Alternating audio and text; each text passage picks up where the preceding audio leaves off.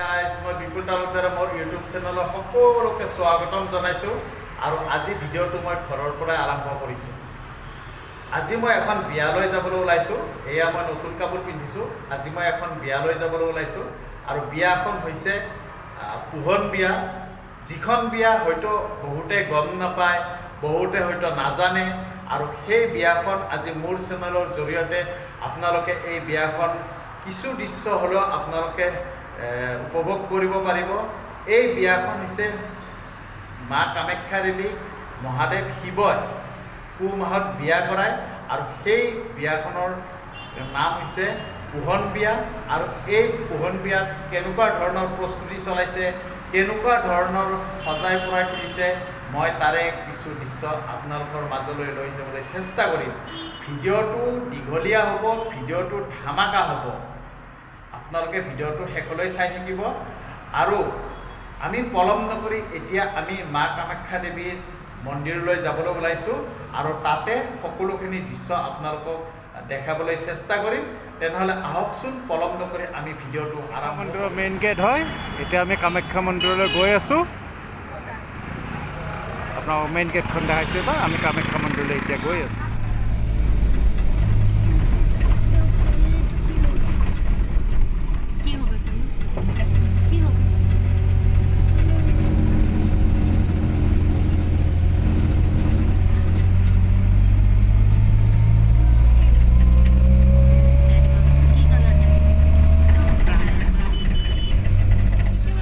দেখাইছোঁ কামাখ্যা মন্দিৰত পোহন বিয়া উপলক্ষে ভক্তৰ ভিৰ দেখিবলৈ পোৱা গৈছে।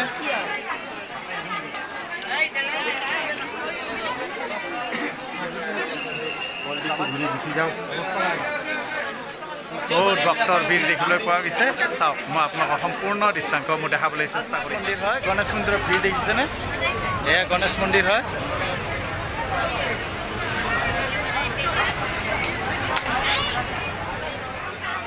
আৰু এনেকৈ ধূপ চাকি জ্বলোৱা জেগা আমি আহি পালোঁ।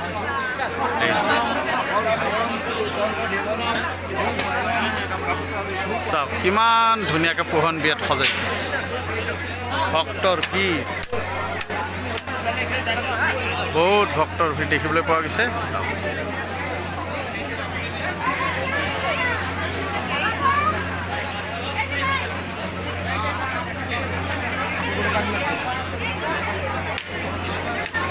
এতিয়া আমি ধূপ চাকি জ্বলাবলৈ আহিলোঁ এই স্থানত।